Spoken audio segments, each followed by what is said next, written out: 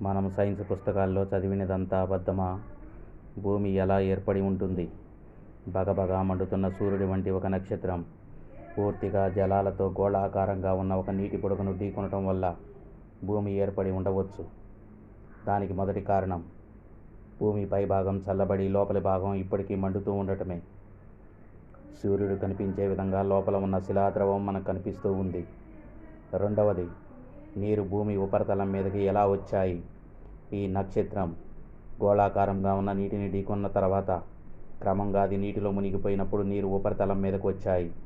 మూడవది, భూమి మీద మైదానాలు, పీఠభూములు, కొండలు ఏర్పడటానికి కారణం ఈ నక్షత్రం నీటితో ఉన్న గోళాన్ని ఢీకొట్టినప్పుడు ఎగసిపడే ఆ నీటి వలన చల్లబడిన ప్రాంతమంతా కొండలు, మైదానాలు, పీఠభూములుగా మారాయి.